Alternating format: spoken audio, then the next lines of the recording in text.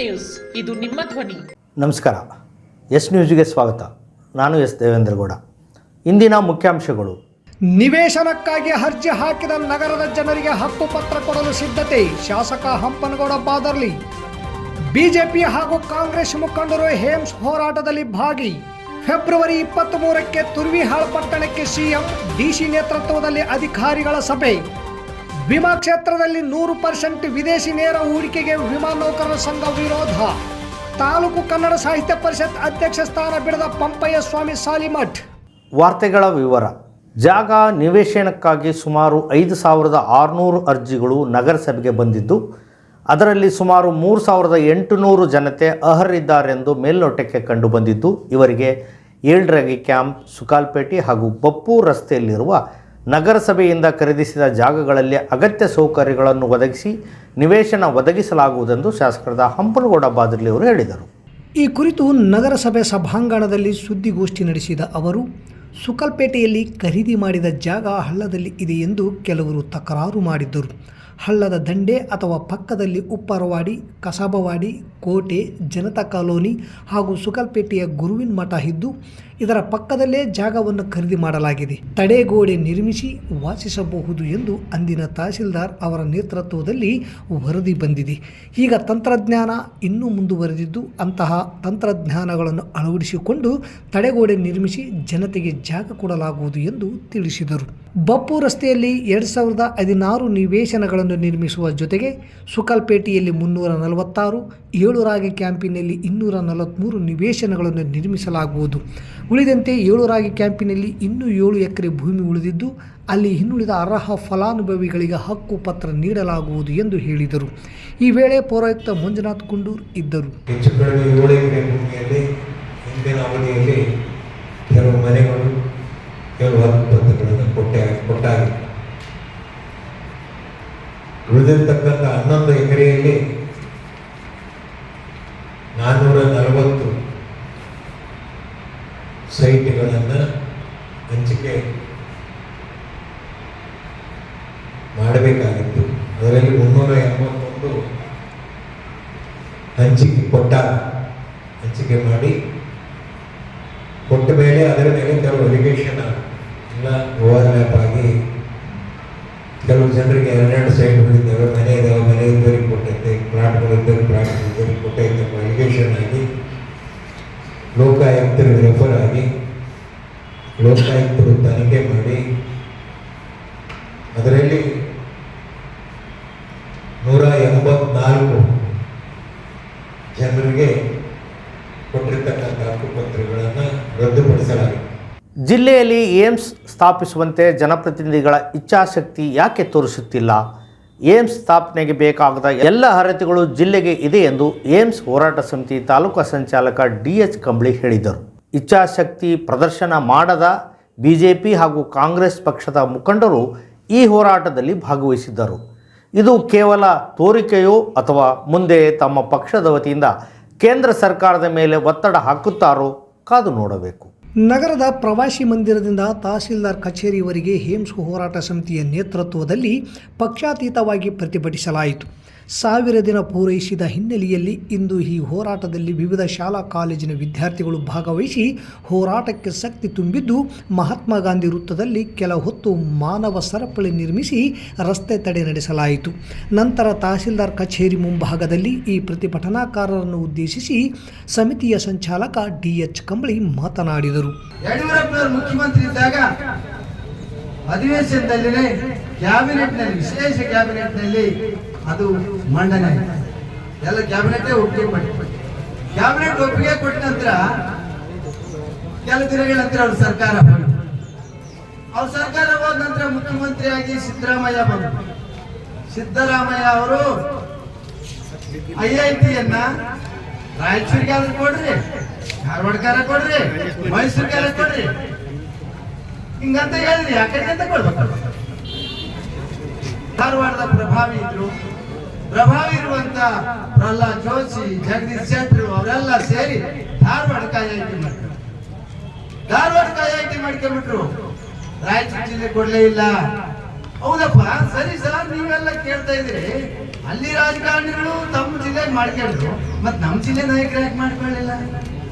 ನಮ್ಮ ಜಿಲ್ಲೆ ನಾಯಕರು ಏನ್ ಮಾಡ್ತಾ ಇದ್ರು? ಮತ್ತೆ ನಮ್ಮ ಜಿಲ್ಲೆನಲ್ಲಿ ಬಿಜೆಪಿ ಲೀಡರ್ಗಳದಾರ, ಬಿಜೆಪಿ MLA-ಗಳದಾರ, ಬಿಜೆಪಿ ಮಂತ್ರಿಗಳದಾರ, ಕಾಂಗ್ರೆಸ್ ಮಂತ್ರಿಗಳದಾರ, ಎಲ್ಲರದಾರಲ್ಲ, ಯಾಕೆ ಮಾಡ್ಲಿಲ್ಲ? ಅದೇ ಇದು ಯಕ್ಷ ಪ್ರಶ್ನೆ, ಅದೇ ದೊಡ್ಡ ಪ್ರಶ್ನೆ. ಅವ್ರಿಗೇನ್ ಕಳಕಳಿ ಇದೆ, ಆ ಕಳಕಳಿ ನಮ್ಮ ಜಿಲ್ಲೆಯ ನಾಯಕರಿಗೆ ಇಲ್ಲ ಅನ್ನೋದಕ್ಕೆ ನಾವು ಈ ಮಾತನಾಡೋದು.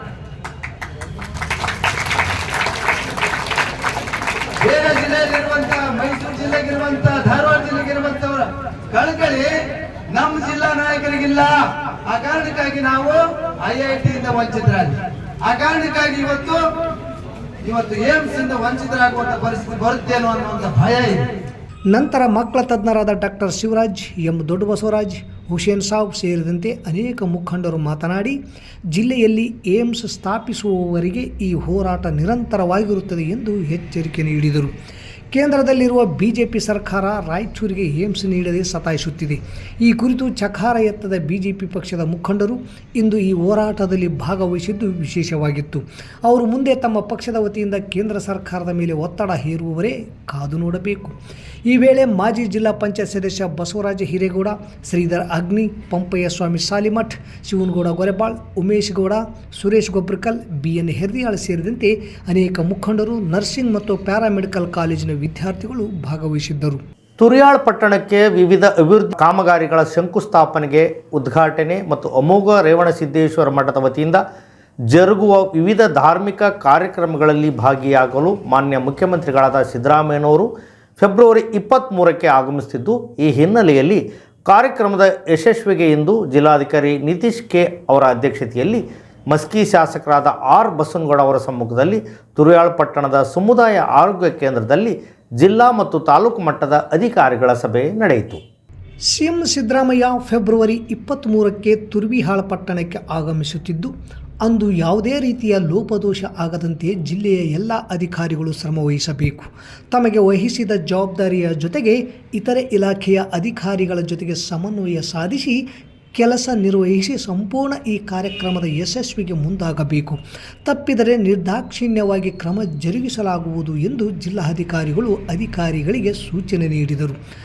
ನಂತರ ಶಾಸಕ R ಬಸವನಗೌಡ ತುರ್ವಿಹಾಳ್ ಮಾತನಾಡಿ, CM ಮತ್ತು ಸಚಿವರು ಆಗಮಿಸುತ್ತಿದ್ದು ಯಾವುದೇ ರೀತಿ ಲೋಪವಾಗದಂತೆ ಎಲ್ಲರೂ ಕೆಲಸ ನಿರ್ವಹಿಸಿ ಕಾರ್ಯಕ್ರಮ ಯಶಸ್ವಿಯಾಗುವಂತೆ ನೋಡಿಕೊಳ್ಳಬೇಕೆಂದರು.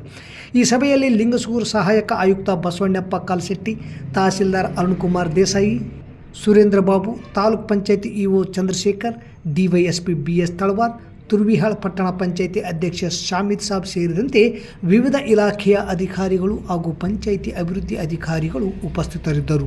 ಬರಬಾರ್ದಂದ್ರೆ ನಾವು ಮುಂಚಿತವಾಗಿ ನಾವು ಆಕ್ಟಿವ್ ಆಗಿ ಮಾಡಬೇಕು. ಈಗಾಗಲೇ 4-5 ಸಲ ಶಾಸಕರು, ತಹಸೀಲ್ದಾರ್, AC ಅವರೆಲ್ಲ ಮೀಟಿಂಗ್ ಮಾಡಿದ್ದಾರೆ. ಸೊ ಇನ್ಮೇಲೆ ನಮ್ಮ ಹತ್ರ ಜಾಸ್ತಿ ಟೈಮ್ ಇಲ್ಲ. ಇಷ್ಟು ದಿನ ನಾವು ಪೂರ್ವಭಾವಿ ಸಭೆ ಅಂತ ತುಂಬಾ ಟೈಮ್ ಮಾಡಿದ್ದೀವಿ. ಇದು ಒಂದು ಪೂರ್ವಭಾವಿ ಸಭೆನೇ ನಾನು ಮಾಡ್ತಾ ಇರೋದು. ಇನ್ನೊಂದು ನಮ್ಮ ಹತ್ರ ಹೆಚ್ಚಂದ್ರೆ ಇನ್ನೊಂದು 15 ದಿನ ಟೈಮ್ ಇದೆ. ಸೊ ಇನ್ನೊಂದು 15 ದಿನನ ಏನೇನು ನಾವು ಡೈರೆಕ್ಷನ್ ಕೊಟ್ಟಿದ್ದೀವಿ ಕರೆಕ್ಟಾಗಿ ಅದು ಇಂಪ್ಲಿಮೆಂಟ್ ಮಾಡ್ಕೊಂಡು ಪ್ರೊಆಕ್ಟಿವ್ ಆಗಿ ಕೆಲಸ ಮಾಡಬೇಕು. ತಮಗೆ ಚೆನ್ನಾಗಿ ಗೊತ್ತಿದೆ, CM ವಿಸಿಟ್ ಇಡೀ ರಾಜ್ಯದಲ್ಲಿ ಅತ್ಯಂತ ಪ್ರೆಸ್ಟೀಜಿಯಸ್ ವಿಸಿಟ್ ಅದು. ಬಟ್ ಆ ವಿಸಿಟ್ನ ನಾವು ಚೆನ್ನಾಗಿ ಮಾಡಬೇಕು. ಅಲ್ಲಿ ಮತ್ತೆ ಇನ್ನೊಂದು ಏನೇ ನ್ಯೂನತೆ ಕಂಡ್ರೆ ಯಾವ್ದು ಏನು ಪ್ರಾಬ್ಲಮ್, ಅದು ತುಂಬಾ ಸಿವಿಯರ್ ಆಗಿ ಪ್ರಾಬ್ಲಮ್ ಆಗುತ್ತೆ. ಸೊ ಕನ್ಸರ್ನ್ಡ್ ಆಫೀಸರ್ ಮೇಲೆ ಇಮಿಡಿಯೇಟ್ ಆಗಿ ಸ್ಪಾಟ್ ಅಲ್ಲಿ ತಾವು ಸಸ್ಪೆಂಡ್ ಆಗ್ತೀರಾ. ಸೊ ಅದಕ್ಕೆ ಅವಕಾಶ ಕೊಡಬಾರ್ದು. ಈಗ ಅದಕ್ಕೆ ನಿಮ್ಗೆ ನಾವು ಗೈಡ್ ಮಾಡಕ್ಕೆ ಅಷ್ಟೊಂದು ಸಲ ಈಗ ಪೂರ್ವಭಾವಿ ಸಭೆ ಆಗಿದೆ. ನಿಮ್ಗೆ ಏನೇನು ಡೈರೆಕ್ಷನ್ ಕೊಟ್ಟಿದ್ದೀವಿ ಅದ್ರ ಹೊರತಾಗಿನೂ ತಾವು ಬೇಜವಾಬ್ದಾರಿ ತಂದಿಂದ ಅಸಡ್ಡೆ ತಾವು ಮಾಡಿದ್ರೆ ಅದನ್ನ ನಾವು ಟಾಲರೇಟ್ ಮಾಡಲ್ಲ. ತುಂಬಾ ಸ್ಟ್ರಾಂಗ್ ಆಗಿ ತಮ್ಮ ಮೇಲೆ ಆಕ್ಷನ್ ಆಗುತ್ತೆ. ಸಂಸತ್ತಿನ ಬಜೆಟ್ ಅಧಿವೇಶನದಲ್ಲಿ ವಿಮಾ ಕಾನೂನು ತಿದ್ದುಪಡಿ ಮಸೂದೆ 2024 ತರುವ ಮೂಲಕ ಕೇಂದ್ರ ಸರ್ಕಾರವು ಮತ್ತೊಮ್ಮೆ ವಿಮಾ ಕ್ಷೇತ್ರಕ್ಕೆ ಸುಧಾರಣೆ ಹೆಸರಿನಲ್ಲಿ 100% ವಿದೇಶಿ ನೇರ ಹೂಡಿಕೆಗೆ ಅವಕಾಶ ಮಾಡಿಕೊಡುತ್ತಿದ್ದು, ಇದು ಪಾಲಿಸಿದಾರರಿಗೂ ಹಾಗೂ ನೌಕರರಿಗೂ ವಿರುದ್ಧವಾಗಿದ್ದು, ಇದರ ಕುರಿತು ಸಾರ್ವಜನಿಕರಲ್ಲಿ ಅರಿವು ಮೂಡಿಸಲು ವಿಮಾ ನೌಕರ ಸಂಘ ಕರಪತ್ರ ಹಂಚುವ ಕಾರ್ಯ ಪ್ರಾರಂಭಿಸಿದೆ. ಸಿಂಧನೂರು ಬ್ರಾಂಚಿನ ವಿಮಾ ನೌಕರರ ಸಂಘದ ಸದಸ್ಯರು ಇಂದು ನಗರದ ಪ್ರಮುಖ ರಸ್ತೆಯಲ್ಲಿರುವ ವ್ಯಾಪಾರ ಮಾಡುತ್ತಿರುವ ಅಂಗಡಿ ಮಾಲೀಕರಿಗೆ ಕೇಂದ್ರ ಸರ್ಕಾರ ತಂದ ಜನವಿರೋಧಿ ಮಸೂದೆ ಕುರಿತು ಮಾಹಿತಿ ಇರುವ ಕರಪತ್ರಗಳನ್ನು ಹಂಚುವ ಮೂಲಕ ಈ ಮಸೂದೆಯನ್ನು ವಿರೋಧಿಸಲು ಸಾರ್ವಜನಿಕರಲ್ಲಿ ಮನವಿ ಮಾಡುತ್ತಿದ್ದಾರೆ. ವಿಮಾ ಉದ್ಯಮದಲ್ಲಿ FDIನ ಅಗತ್ಯವೇ ಇರಲಿಲ್ಲ. ಆದರೆ BJP ನೇತೃತ್ವದ ಕೇಂದ್ರ ಸರ್ಕಾರ ಸಾರ್ವಜನಿಕರ ಇಚ್ಛೆಗೆ ವಿರುದ್ಧವಾಗಿ 1999ರಲ್ಲಿ 26%, 2015ರಲ್ಲಿ 49% ಹಾಗೂ 2021ರಲ್ಲಿ 74% ವಿಮೆಗೆ ವಿದೇಶಿ ನೇರ ಹೂಡಿಕೆಗೆ ಅನುಮತಿಸಿತು. ಈಗ 1000% ಹೆಚ್ಚಿಸಿದೆ. ಇದರಿಂದ ವಿದೇಶಿ ಬಂಡವಾಳಕ್ಕೆ ದೇಶೀಯ ಉಳಿತಾಯದ ಮೇಲೆ ಹೆಚ್ಚಿನ ನಿಯಂತ್ರಣವನ್ನು ಪಡೆಯಲು ಸಾಧ್ಯವಾಗಲಿದೆ. ವಿದೇಶಿ ಬಂಡವಾಳವು ಹೆಚ್ಚಿನ ಲಾಭವನ್ನು ಮಾತ್ರ ಹುಡುಕಿಕೊಂಡು ಬರುತ್ತದೆ. ಕೆಳ ಮಧ್ಯಮ ವರ್ಗದವರಿಗೆ ಮತ್ತು ಸಮಾಜದ ಕೆಳ ಅಂಚಿನಲ್ಲಿರುವ ವರ್ಗಗಳಿಗೆ ವಿಮೆಯ ಅಗತ್ಯವನ್ನು ಸಂಪೂರ್ಣವಾಗಿ ನಿರ್ಲಕ್ಷಿಸುವಂತಾಗಿದೆ. ಹೀಗಾಗಿ ಈ ಮಸೂದೆಯನ್ನು ಮೊದಲಿನಿಂದಲೂ ವಿಮಾ ನೌಕರರ ಸಂಘ ವಿರೋಧಿಸುತ್ತಲೇ ಬಂದಿದೆ. ಹಲವಾರು ಮುಷ್ಕರಗಳನ್ನು ಮಾಡಿದೆ. 100% ವಿದೇಶಿ ನೇರ ಹೂಡಿಕೆ ವಿರೋಧಿಸಿ ಕರಪತ್ರ ಚಳವಳಿ ಮೂಲಕ ಸಾರ್ವಜನಿಕರಲ್ಲಿ ಅರಿವು ಮೂಡಿಸುವ ಜೊತೆಗೆ ಮಸೂದೆ ವಿರೋಧಿಸಲು ಮನವಿ ಮಾಡುತ್ತಿದೆ. ತಾಲೂಕಾ ಕನ್ನಡ ಸಾಹಿತ್ಯ ಪರಿಷತ್ ಅಧ್ಯಕ್ಷ ಪಂಪಯ್ಯ ಸ್ವಾಮಿ ಸಾಲಿಮಠ್ ಅವರ ಅವಧಿ ಮಾತುಕತೆ ಆದಂತೆ ಅಧ್ಯಕ್ಷ ಸ್ಥಾನದ ಅವಧಿ ಮುಗಿದರೂ ಸಹ ಅಧ್ಯಕ್ಷ ಸ್ಥಾನ ಬಿಟ್ಟುಕೊಡದೆ ಆ ಕಾರ್ಯಕ್ರಮ ಆದ ಮೇಲೆ ಬಿಡುವುದಾಗಿ ಹೇಳುತ್ತಾ ಹೊರಟಿರುವುದು ಪಂಪಯ್ಯ ಸ್ವಾಮಿ ನಡೆಗೆ ತೀವ್ರ ಅಸಮಾಧಾನ ವ್ಯಕ್ತವಾಗುತ್ತಿದ್ದು, ಗೆಳೆಯರ ಮುಂದೆ 5ರ ನಂತರ ಬಿಟ್ಟು ಕೊಡೋದಾಗಿ ಹೇಳಿದ್ದರು ಎನ್ನುವ ಮಾತಿದೆ. ಅದಾದರೂ ಕಾರ್ಯರೂಪಕ್ಕೆ ಬರುತ್ತಾ ಕಾದು ನೋಡಬೇಕು.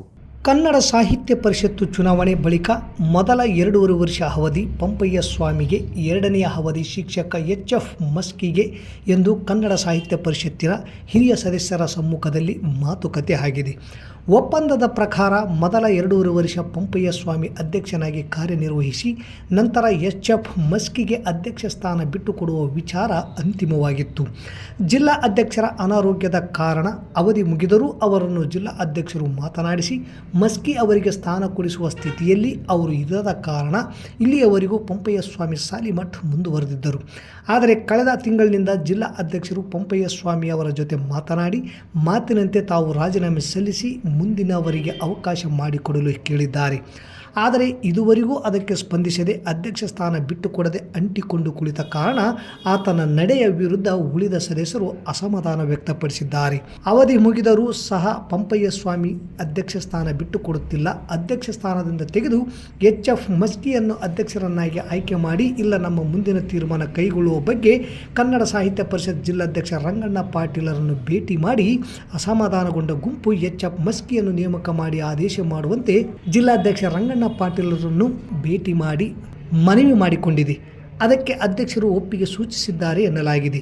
ಜಿಲ್ಲಾ ಅಧ್ಯಕ್ಷರ ಮಾತಿನಂತೆ ನಡೆದುಕೊಳ್ಳುತ್ತಾರೋ ಅಥವಾ ಅವರ ಮುಂದಿನ ನಡೆ ಏನು ಎಂಬುದು ಹಿರಿಯ ಕನ್ನಡ ಸಾಹಿತ್ಯ ಪರಿಷತ್ ಸದಸ್ಯರೇ ತಿಳಿಸಬೇಕು. ಚಿತ್ರ ಸುದ್ದಿಗಳು. 1. ಸಿಂಧನೂರಿನ ಶ್ರೀಕೃಷ್ಣದೇವರಾಯ ಶಾಲೆಯನ್ನು ಸೈನಿಕ ಶಾಲೆಯಾಗಿ ಮಂಜೂರು ಮಾಡಲು ಕೇಂದ್ರ ರಕ್ಷಣಾ ಸಚಿವರಾದ ರಾಜನಾಥ್ ಸಿಂಗ್ ಇವರಿಗೆ ಕೇಂದ್ರ ಸಚಿವರಾದ HD ಕುಮಾರಸ್ವಾಮಿಯವರು ಮನವಿಯನ್ನು ಸಲ್ಲಿಸಿದರು. 2. 7 ರಾಗಿ ಕ್ಯಾಂಪಿನಲ್ಲಿ ವಾಸಿಸುತ್ತಿರುವ ಹೋರಾಟಗಾರರಿಗೆ ಹಕ್ಕುಪತ್ರ ವಿತರಿಸುವ ಕುರಿತು ಸರ್ವೆ ಸಂಖ್ಯೆ 17ರಲ್ಲಿ ವಾಸಿಸುತ್ತಿರುವ ಫಲಾನುಭವಿಗಳ ಪಟ್ಟಿ ತಯಾರಿಸಲಾಗಿದೆಯೇ ಹಾಗೂ ಪಟ್ಟಿಯಲ್ಲಿ ಇರುವವರು ಆಶ್ರಯ ನಿಯಮಾವಳಿಗಳ ಪ್ರಕಾರ ಅರ್ಹತೆ ಹೊಂದಿದ್ದಾರೆಯೇ ಎಂದು ಇಂದು ಸಿಂಧನೂರು ನಗರಸಭೆಯಲ್ಲಿ ನಡೆದ ಆಶ್ರಯ ಯೋಜನೆ ಸಮಿತಿ ಸಭೆಯಲ್ಲಿ ಶಾಸಕ ಬಸನಗೌಡ ಬಾದರ್ಲಿ ವಿವರಣೆ ಪಡೆದರು. ನಿರಾಶ್ರಿತರಿಗೆ ಶೀಘ್ರ ನಿವೇಶನ ಒದಗಿಸಲು ತಾಕೀತು ಮಾಡಿದರು. 3. ನಗರಕ್ಕೆ ಆಗಮಿಸಿದ ನಂದಿ ಜೋಡೆತ್ತು ರಥಕ್ಕೆ ಅದ್ಧೂರಿ ಸ್ವಾಗತ, ರೈತ ಮುಖಂಡರಿಂದ ಅದ್ಧೂರಿ ಮೆರವಣಿಗೆ ನಡೆಯಿತು. ಮತ್ತೊಮ್ಮೆ ಮುಖ್ಯಾಂಶಗಳು. ನಿವೇಶನಕ್ಕಾಗಿ ಅರ್ಜಿ ಹಾಕಿದ ನಗರದ ಜನರಿಗೆ ಹಕ್ಕುಪತ್ರ ಕೊಡಲು ಸಿದ್ಧತೆ, ಶಾಸಕ ಹಂಪನಗೌಡ ಬಾದರ್ಲಿ. ಬಿಜೆಪಿ ಹಾಗೂ ಕಾಂಗ್ರೆಸ್ ಮುಖಂಡರು ಹೇಮ್ಸ್ ಹೋರಾಟದಲ್ಲಿ ಭಾಗಿ. ಫೆಬ್ರವರಿ 23ಕ್ಕೆ ತುರ್ವಿಹಾಳ್ ಪಟ್ಟಣಕ್ಕೆ ಸಿಎಂ, ಡಿಸಿ ನೇತೃತ್ವದಲ್ಲಿ ಅಧಿಕಾರಿಗಳ ಸಭೆ. ವಿಮಾ ಕ್ಷೇತ್ರದಲ್ಲಿ 100% ವಿದೇಶಿ ನೇರ ಹೂಡಿಕೆಗೆ ವಿಮಾ ನೌಕರರ ಸಂಘ ವಿರೋಧ. ತಾಲೂಕು ಕನ್ನಡ ಸಾಹಿತ್ಯ ಪರಿಷತ್ ಅಧ್ಯಕ್ಷ ಸ್ಥಾನ ಬಿಡದ ಪಂಪಯ್ಯ ಸ್ವಾಮಿ ಸಾಲಿಮಠ್. ಇಲ್ಲಿಗೆ ವಾರ್ತಾ ಪ್ರಸಾರ ಮುಕ್ತಾಯವಾಯಿತು. ನಿರಂತರ ಸುದ್ದಿಗಾಗಿ ವೀಕ್ಷಿಸಿ ಎಸ್ ನ್ಯೂಸ್. ಇದು ನಿಮ್ಮ ಧ್ವನಿ. ನಮಸ್ಕಾರ.